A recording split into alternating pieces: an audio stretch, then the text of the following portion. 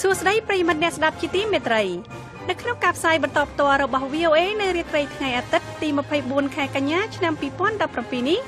ខ្ញុំស៊ូបចិន្តានិងសហការីនៃក្រុមផ្សាយជាខេមរៈភាសាសូមស្វាគមន៍ប្រិយមិត្តអ្នកស្ដាប់ពីរដ្ឋធានី Washington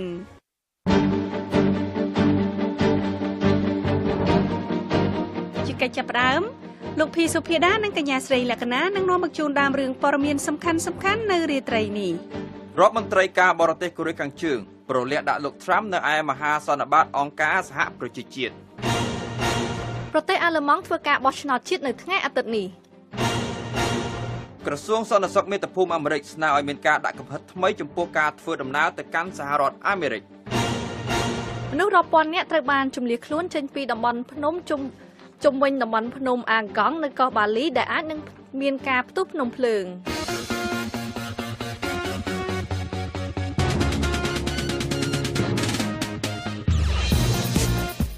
នៅក្នុងការផ្សាយរបស់ VOA នៅរាត្រីនេះយើងខ្ញុំមានបទសម្ភាសន៍ភាគទី2របស់ VOA ជាមួយលោកបណ្ឌិតឡៅម៉ុងហៃអំពីការជំរុញរបស់លោកដល់អ្នកនយោបាយកម្ពុជាឲ្យប្រកាន់គោលនយោបាយបរទេសរបស់ខ្លួនតាមច្បាប់ត្រឹមត្រូវនិងការចង្អុលបង្ហាញឲ្យឃើញពីដំណោះស្រាយរវាងខ្មែរនិងខ្មែរសេចក្តីរាយការណ៍អំពីទូរស័ព្ទ iPhone X ចេញថ្មីមិនមែនសម្រាប់គ្រប់គ្នាទេលោកអ្នកនាងនឹងបានស្ដាប់បទសម្ភាសន៍និងសេចក្តីរាយការណ៍នេះក្រោយព័ត៌មានអន្តរជាតិដែលផ្សាយផ្ទាល់ដោយលោកភីសុភាដានិងកញ្ញាស្រីលក្ខណាចាសសូមអញ្ជើញលោកសុភាដាជាមុនបាទអរគុណពេជ្រណារដ្ឋមន្ត្រីការបរទេសកូរ៉េខាងជើងបានធ្វើការរិះគន់ខ្លាំងៗលើប្រធានាធិបតីសហរដ្ឋអាមេរិកលោក Donald Trump នៅពេលលោកថ្លែងសន្ទរកថាទៅកាន់មហាសន្និបាតអង្គការសហប្រជាជាតិកាលពីថ្ងៃសៅរ៍ម្សិលមិញរដ្ឋមន្ត្រីការបរទេសកូរ៉េខាងជើងលោករីយ៉ុងហូបាននិយាយថាលោកចាំបាច់ត្រូវឆ្លើយតបចំពោះលោក Trump ដោយសារតែលោក Trump កាលពីថ្ងៃអង្គារកន្លងទៅនេះបានហៅមេដឹកនាំកូរ៉េខាងជើងលោកគីមចុងអ៊ុនថាជាបរិសុទ្ធចូលចិត្តគ្រាប់រ៉ុកកែតនិងបាននិយាយថាលោកគីមចុងអ៊ុនកំពុងធ្វើបេសកកម្មអត្តឃាតជាមួយនឹងកម្មវិធីនុយក្លេអ៊ែររបស់ខ្លួនលោករីយ៉ុងហូបានហៅលោក Trump ថាជាមនុស្សឡប់សតិចូលចិត្តបញ្ចេញឥទ្ធិពលលើគេឯងនិងជាអ្នកដែលកំពុងធ្វើបេសកកម្មអត្តឃាតដោយខ្លួនឯងលោករីយ៉ុងហូបានបន្ថែមថាក្នុងករណីដែលជីវិតពលរដ្ឋអាមេរិកកាំងសាមញ្ញត្រូវបានសម្លាប់គឺដោយសារតែការវាយប្រហារបែបអត្តឃាតនេះឯងហើយលោក Trump ត្រូវតែទទួលខុសត្រូវទាំងស្រុងចំពោះបញ្ហានេះ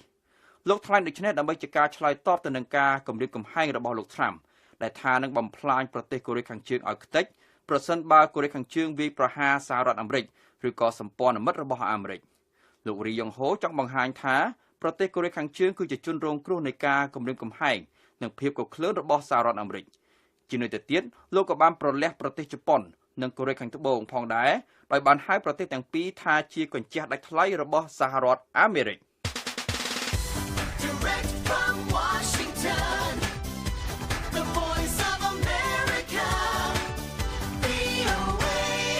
ការបោះឆ្នោតថ្នាក់ជាតិនៅក្នុងប្រទេសអាល្លឺម៉ង់នៅថ្ងៃអាទិត្យនេះត្រូវបានគេរំពឹងយ៉ាងខ្លាំងថានឹងធ្វើឲ្យលោកស្រីអធិការបតី Angela Merkel ឈ្នះជាប្រវត្តិសាស្ត្រចូលកាន់តំណែងក្នុងអាណត្តិទី4ហើយគណៈបក្សស្ដាមនិយមជ្រុល Alternative for Germany ត្រូវបានគេរំពឹងដែរថានឹងឈ្នះនៅក្នុងសភាជាលើកទី1នៅក្នុងរយៈពេល60ឆ្នាំចុងក្រោយនេះលោកស្រី Merkel បានធ្វើយុទ្ធនាការដើម្បីដណ្ដើមតំណែងជាអធិការបតីកាលពី12ឆ្នាំមុន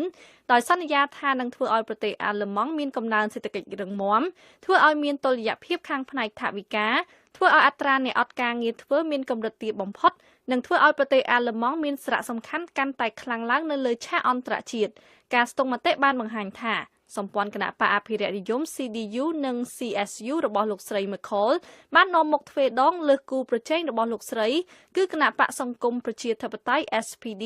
ដឹកនាំដោយអតីតប្រធានសភាអឺរ៉ុបលោក Martin Schulzប្រមាណ1/3នៃពលរដ្ឋអាល្លឺម៉ង់មិនទាន់សម្រេចចិត្តថានឹងបោះឆ្នោតឲ្យបេក្ខជនណាមួយនៅក្នុងការបោះឆ្នោតខាងមុខនេះនៅឡើយទេទាំងលោកស្រី Merkel និងលោក Schulz បានជំរុញឲ្យពួកគេចេញទៅបោះឆ្នោតទាំងអស់គ្នាគណៈបកតូចៗចំនួន4រួមបញ្ចូលទាំងគណៈបក AFD កំពុងប្រជែងយកលេខរៀងទី3ការស្ទង់មតិចុងក្រោយបានបង្ហាញថាលោកស្រី Merkel ទទួលបានការគាំទ្រពីចន្លោះ34ទៅ37%គណៈបកសង្គមប្រជាធិបតេយ្យទទួលបានការគាំទ្រ21ទៅ22%ហើយគណៈបក AFD ទទួលបានការគាំទ្រ10ទៅ13%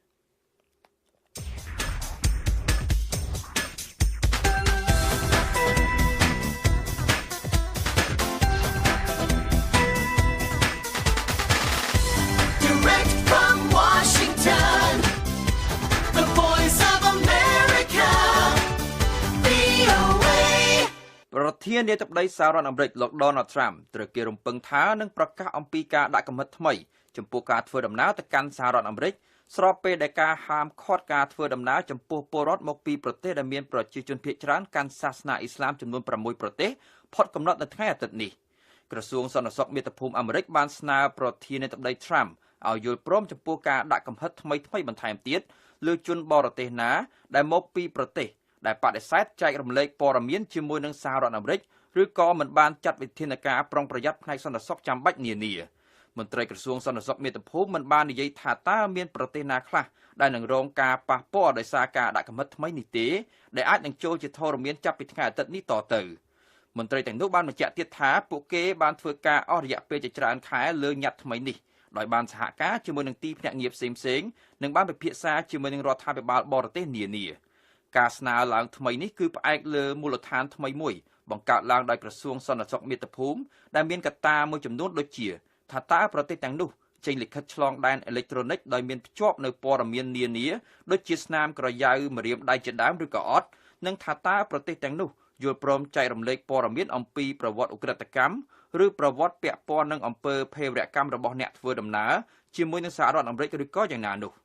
សហរដ្ឋអាមេរិកបានចែករំលែកគំរូស្តង់ដារទាំងនោះជាមួយនឹងបណ្ដាប្រទេសនានានៅក្នុងពិភពលោកនិងទុកពេល50ថ្ងៃឲ្យបណ្ដាប្រទេសទាំងនោះអនុវត្តតាម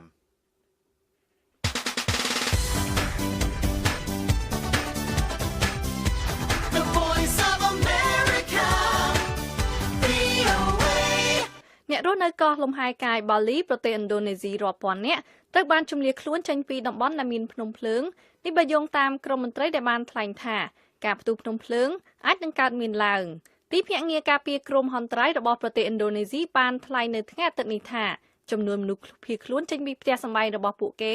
បានកើនឡើង3ដងរាប់ចាប់តាំងពីថ្ងៃសុក្រខណៈពេលដែលកម្លាំងរំញ័ររបស់ភ្នំភ្លើងនេះបានកើនឡើងដែលបានបង្កឲ្យមានការភ័យខ្លាចថាភ្នំអាហ្គង់អាចនឹងផ្ទុះឡើងជាលើកទី1នៅក្នុងរយៈពេល50ឆ្នាំចុងក្រោយនេះក្រុមអាជ្ញាធរបានព្រមានភ្ញៀវទេសចរនិងអ្នករស់នៅទីនោះឲ្យជៀសវាងការបោះជំរំឬឡើងភ្នំដែលស្ថិតនៅរយៈចម្ងាយ9គីឡូម៉ែត្រពីភ្នំភ្លើងនោះខណៈពេលដែលមានការរញ្ជួយប្រតិពីនៅតំបន់មួយចំនួនហើយផ្សែងបានកើនឡើងនៅតំបន់ដែលសម្បូរទៅដោយភ្ញៀវទេសចរនៅលើពិភពលោកមួយនេះមនុស្សប្រមាណ 35,000 នាក់បានភៀសខ្លួនភ្នំភ្លើងនេះស្ថិតនៅចម្ងាយប្រមាណ75គីឡូម៉ែត្រពីតំបន់ទេសចរគូតាដែលមានសញ្ញារំជួយតាំងពីខែសីហាមកម្លេះការផ្ទុះភ្នំភ្លើងនៅភ្នំអាហ្គង់នេះនៅក្នុងចន្លោះឆ្នាំ1963និង1964បានសម្លាប់មនុស្សជាង 1000 នាក់ហើយបានធ្វើឲ្យមនុស្សរាប់រយនាក់ផ្សេងទៀតរងរបួសរដ្ឋមន្ត្រីការបរទេសរុស្ស៊ីលោកស៊ឺគីឡាវ្រ៉ូបាននិយាយនៅថ្ងៃអាទិត្យនេះថាសហរដ្ឋអាមេរិកនឹងមិនវាយប្រហារលើប្រទេសកូរ៉េខាងជើងនោះទេដោយសាររដ្ឋាភិបាលក្រុង Washington ដឹងថារដ្ឋាភិបាលក្រុងព្យុងយ៉ាងមានគ្រាប់បែកនុយក្លេអ៊ែរលោកឡាវរ៉ូបាននិយាយនៅក្នុងកិច្ចសម្ភាសន៍មួយជាមួយនឹងទូរទស្សន៍រុស្ស៊ី NTV ដែលបានចាក់ផ្សាយនៅថ្ងៃអាទិត្យនេះថាខ្ញុំមិនមែនការពារកូរ៉េខាងជើងទេប៉ុន្តែមនុស្សស្ទើរតែរាល់គ្នាដឹងថាសហរដ្ឋអាមេរិកមិនហ៊ានវាយប្រហារកូរ៉េខាងជើងដោយសារតែអាមេរិកដឹងថាកូរ៉េខាងជើងមានគ្រាប់បែកបរមាណូ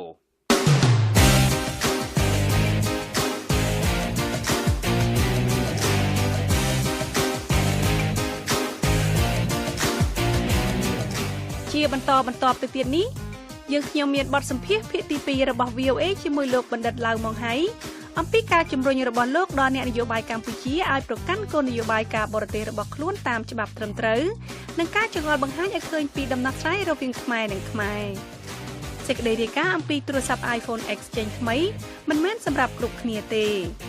ហើយនៅក្នុងការផ្សាយរយៈពេល30នាទីចុងក្រោយយើងខ្ញុំមានសេចក្តីរាយការណ៍អំពីការស្លាប់របស់យុវជន3នាក់បង្កឲ្យមានការតវ៉ាប្រឆាំងនឹងសង្គ្រាមថ្នាំញៀនដ៏ហិង្សានៅហ្វីលីពីនសេចក្តីរាយការណ៍អំពីស្ត្រីកាន់តែច្រើនឡើងចាប់ផ្ដើមធ្វើពាណិជ្ជកម្មនៅសហរដ្ឋអាមេរិក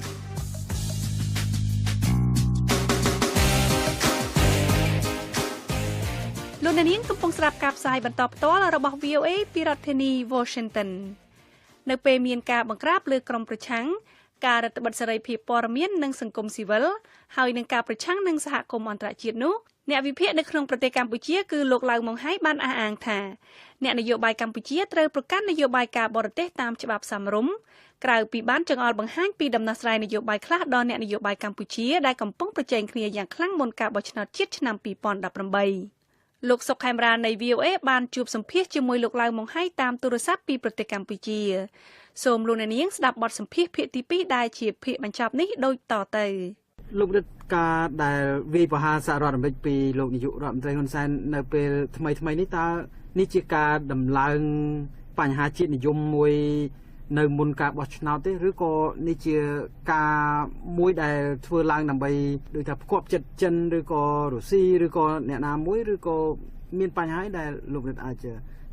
ជម្រាបបានបាទយើងនៅសារលោកអំណាចផងដែលលោកទ្រព្យសម្បត្តិផងបាទនឹងគឺយើងក៏ដែលទៅរកចិនបាទដូចចិននឹងគឺដែលពីដើមក៏អញ្ចឹងដែរក៏ជាអស្គុំលេសម្រាប់ទៅក៏ទៅរកចិនបាទក៏ទោះជាមួយអាមេរិកអីទៅក៏ទៅរកចិនបាទថាយកចិនទៅមកទុកអាមេរិកអីចឹងទៅបាទគោលនយោបាយនេះបរាជ័យទៅហើយបរាជ័យនាំមកយើងនេះគឺដែលស្រាប់ទាំងខ្លួនណាមកទាំងប្រាក់អស់ដែលទៅខ្ទមប្រទេសថៃទៅទៀតផងចាដូចចិនចេះជួយជំនួយជួយក្បាលក្រមឲ្យដល់សម្រាប់ដែរប្រជាប្រដ្ឋខ្លួនឯងបាទចាគឺគេអបបាលលៀនហើយតែចិនហ្នឹងគឺដល់ទៅជាពាក់ដែលថាការសុំទោសមួយបាទហើយសងដែលប្រជាប្រដ្ឋដែលខ្មែរផងបាទហើយយើងនេះអត់មានការចោទប្រកាន់ផងបាទទទួលសក្តានុពលនេះបាទយើងក៏ដែរគឺសពរស់ទៅទីទីបាទចេះណាព្រោះយ៉ាងណាទៅចោទប្រកាន់អាមេរិកថាទម្លាក់ក្របបែកទម្លាក់អីចឹងទៅងាប់មនុស្សអស់ច្រើននេះអាងាប់ដោយសារជំនួយចិននេះណាវាច្រើនជាងដែលអាមេរិកទម្លាក់ក្របបែកដូចច្រើនដងតែទៅទៀតយើងគិតពិចារណាផងបាទចេះបាទដូចជាដែរឃើញគេឲ្យដែរជួយជំនួយជួយជំនួយនេះគឺដែរយើងអរយើងស្វាគមន៍ប៉ុន្តែថាតើបើសិនយើងមានវិទ្យាភាពល្អជាមួយប្រទេសទាំងអស់ជាផ្សេងក៏ប្រទេសជិតខាងហើយប្រទេសដែលចាត់លើថៃនៃកិច្ចប្រពៃទីក្រុងប៉ារីសអាមេរិកមហាអំណាចទាំងអស់បាទលោកកងលេខមួយបកកើតតើចិនហ្នឹងគឺថាជប់ផ្ដោតជាមួយនេះយ៉ាងម៉េចបាទយើងគិតចេះទៅវិញបាទបើសិនជាចិនហ្នឹងគឺស្រឡាញ់ខ្មែរដែលគេថាអូចាចិនស្រឡាញ់ខ្មែរស្រឡាញ់ខ្មែរអូខេជឿមកសិនស្រឡាញ់ខ្មែរបើសិនជាយើងក៏មានតំណែងល្អជាមួយអាមេរិកជាមួយប្រទេសទៀតមហាអំណាចទៀតតែចិនហ្នឹងគឺថាដែលចំណាយនេះយ៉ាងម៉េចបាទមកជួយយ៉ាងម៉េចអាហ្នឹងក៏ជាការខាត់បែកមួយដែលទឹកចិត្តណាបាទព្រោះជាជាមួយមកឥឡូវគឺក្នុងការអភិសាទគឺជាអាចថាជាមួយចិនហ្នឹងគឺប្រទេសដៃដែលអំណាចរបស់មេដឹកនាំដើម្បីមកគៀបសង្កត់ដែលប្រជាពលរដ្ឋខ្មែរដែលហើយទៅគៀបសង្កត់ដែលសកម្មជនអ្នកគ្រប់គ្រងដែលគណៈបកដែលប្រឆាំងជាអាចមានចំនួនរាប់លានអ្នកយ៉ាងទៅ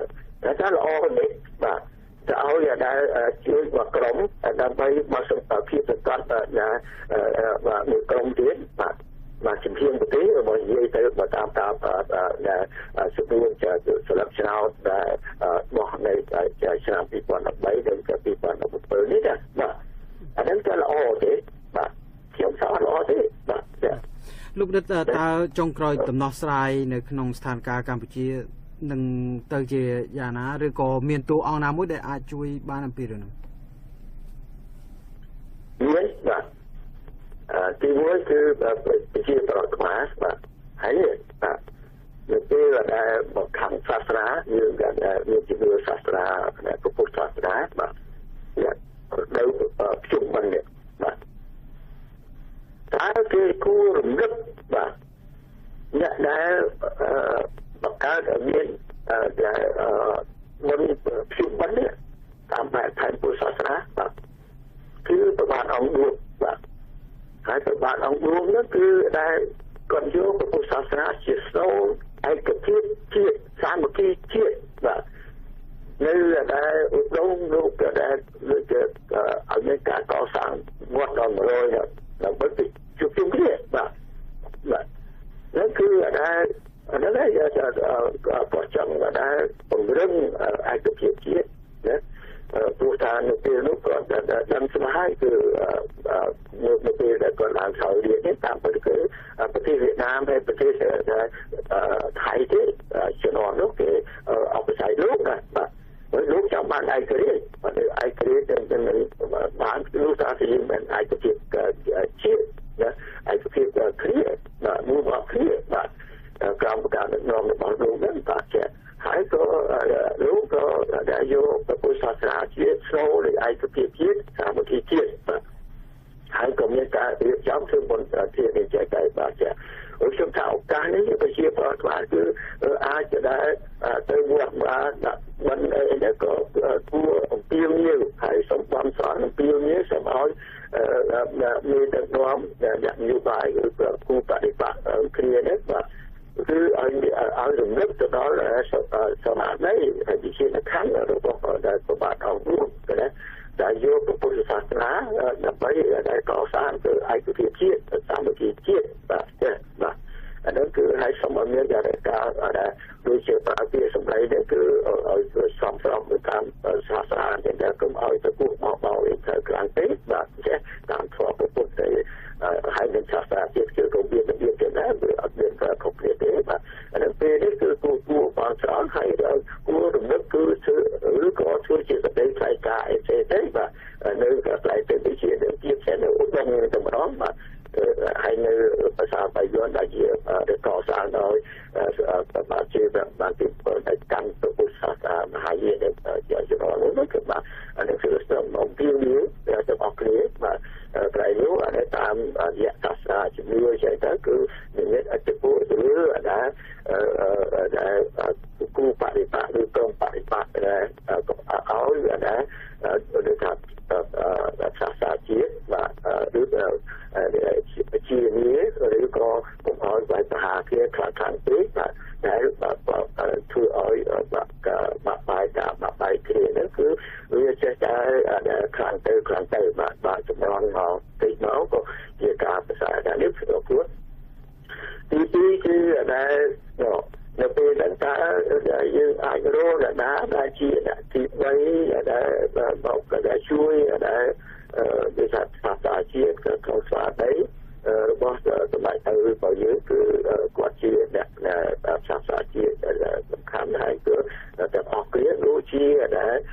mua bọc kia cứ lúc ăn được món đã cua nhiều bài xã chia cũng rất là bọc tập ăn để sự cố tới bà trẻ đấy cứ kiềm thản nhà thì mấy cứ làm hạt sạch nếu làm hạt sạch không rõ phòng mới chia nhà còn đào đấy hãy từ tình yêu nơi là đã khá khi cái đấy đây tầm là cá đã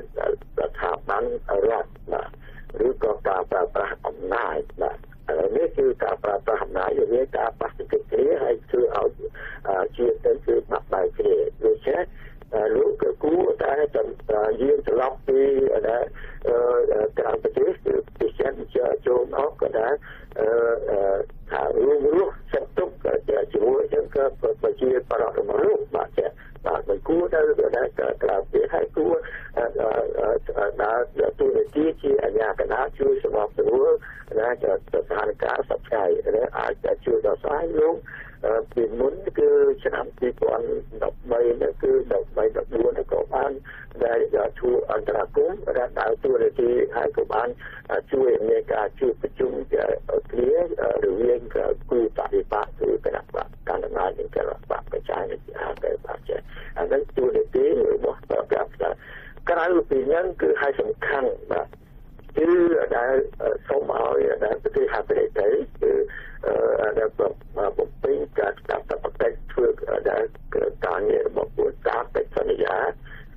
នៅក្នុងកិច្ចព្រមព្រៀងពីក្រគឺជួយអន្តរាគមន៍សកម្មដែលជួយឲ្យដែល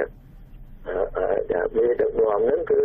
មកដែលធ្វើមកគ្រប់ដែលអនុវត្តដែលកិច្ចព្រមព្រៀងពីកុងប៉ានីបាទ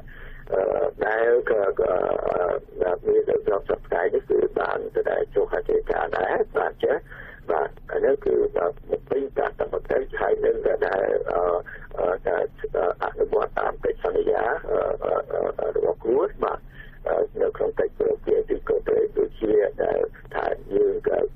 អនុវត្តលទ្ធិប្រជាធិបតេយ្យទៅបាទគ្រប់សិទ្ធិមនុស្សក៏ដែលមានចលាការឯករាជ្យដើម្បីដោះស្រាយដែលជំនួសទៅហ្នឹងគឺសំខាន់ណាស់បាទនៃការបែងចែ ចែកណាចឹងទៅបាទហ្នឹងហើយមានថាស្មារតីសាស្ត្រាជាតិទៀតនៅក្នុងកិច្ចព្រមព្រៀងទីក្រុងប៉ារីសនោះបាទហ្នឹងក៏จะส่งเอาที่ทัศนคติได้ต้องจะร่วมกับเช่นของนั้นมหานาเช่นได้ชูร่วมเชื่อทัศนคติเชื่อมหานาต้องมาคือมีการจะเรียนดูคือจะเชื่อที่ทัศนคติกู้สมุนมาต้องออกเรียนคือได้ช่วยสมุนเอากิจกรรมเชื่อมีแต่รวมนั่นคือเมื่อมาโรคการกรุ๊ปผ่านวัดจะได้เป็นโปรเปียที่เกิดเป็นเนื้อได้เราจะทำด้วยว่าประเทศเชียได้ไปเชียมาได้ตามเรียกกับ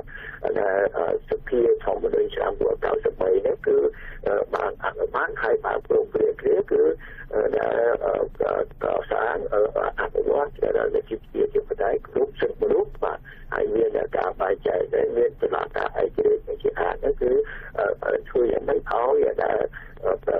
มีตัวรองนั่นเมื่อมาลองการกรุ๊ปนะกวนนะเป็นตัวเปลี่ยนที่กบนี้ไอ้นั่นก็ได้เราทำด้วยฉบับตัวเชื่อชัดเรียนมาครูได้บาดเจ็บนั่นคือเกี่ยวกับรู้ได้ประเทศหันไปใช้รู้แต่เช่นรู้ตั้งแต่ละเราได้ประเทศนั้นได้จบการบริการคือได้แบบไปช่วยตามไปสัญญามาเพื่อว่าสมมติตัวเองนะกรมได้การได้ทางนะบอกนั่นคือการที่ไอ้เช่นแต่เรื่องของนั่นได้เป็นสัญญาหรือว่าได้ปฏิกรรมที่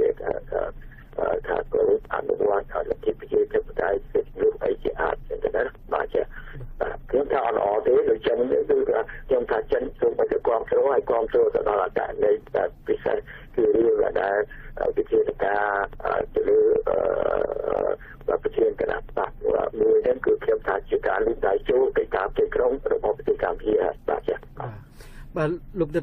ចៅប្រកាន់ទីទៀតលីដៃជោក៏ចិនក៏លីដៃជោដែរបាទលោកដឹកនៅនាទីចុងក្រោយតើលោកដឹកមានអ្វីដែលចង់បន្ថែមទៅទៀតបាទសូមជឿចេះគេបើសូមបាទពីបាទក្នុងស្មារតីខ្ញុំបាននេះបាទសូមឲ្យមានដឹកនាំដែលអានខ្លួនឯងថាជាពុទ្ធសាសនិកการพุทธศาสนาเนี่ยกูเกิด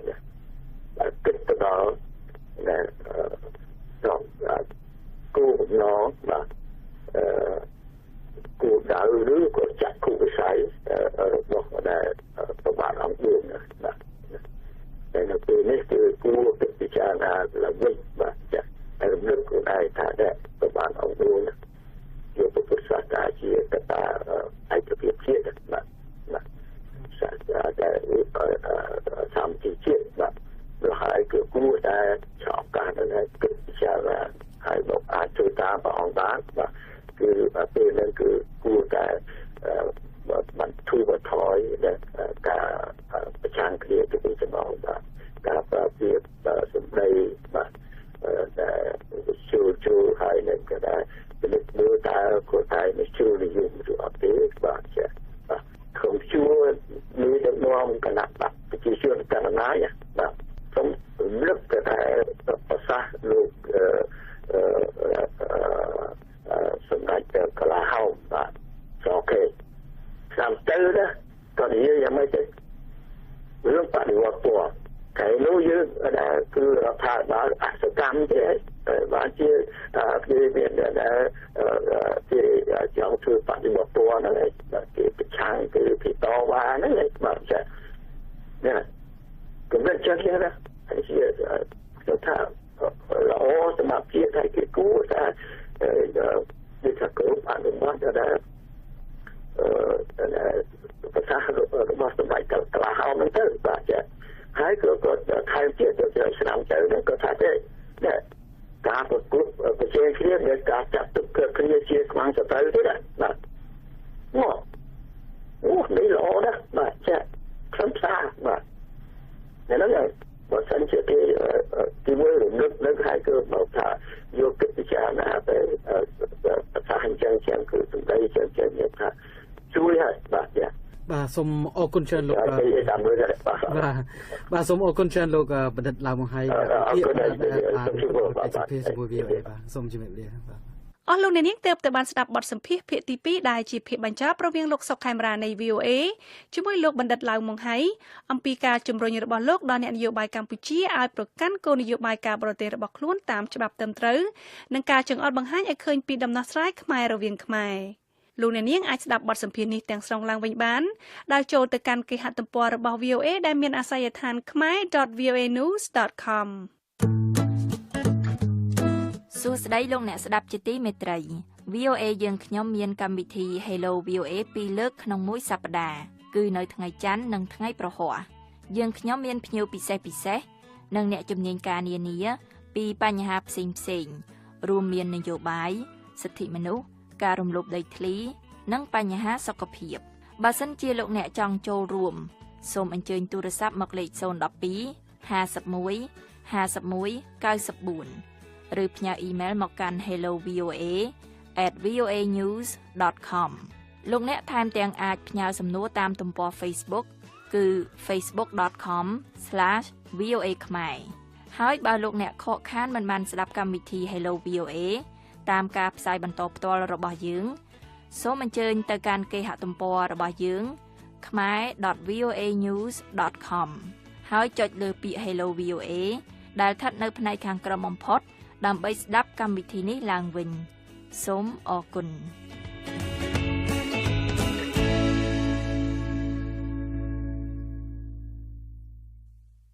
ក្រោយការទន្ទឹងរង់ចាំអស់ជាច្រើនខែក្រុមហ៊ុនបច្ចេកវិទ្យា Apple បានបង្ហាញនៅផលិតផលថ្មីបំផុតរបស់ខ្លួននៅការិយាល័យកណ្ដាលរបស់ក្រុមហ៊ុននេះនៅក្នុងទីក្រុង Cupertino រដ្ឋ California ទោះបីក្នុងការបង្ហាញនេះគេឃើញមានការធ្វើឲ្យប្រសើរឡើងពីផលិតផលដែលខ្លួនមានកន្លងមកផលិតផលថ្មីដែលគេរងចាំបំផុតនោះគឺការបញ្ចេញទូរស័ព្ទ Smartphone ថ្មីបំផុតរបស់ Apple ប៉ុន្តែទូរស័ព្ទថ្មីបំផុតចុងក្រោយនោះសមស្របសម្រាប់អ្នកដែរឬទេលោកមៀលអាសេហ្គារាយការណ៍លម្អិតអំពីរឿងនេះពីរដ្ឋធានី Washington ហើយលោកសឹងសុផាតជួនសេចក្តីប្រាយសម្រួលដូចតទៅ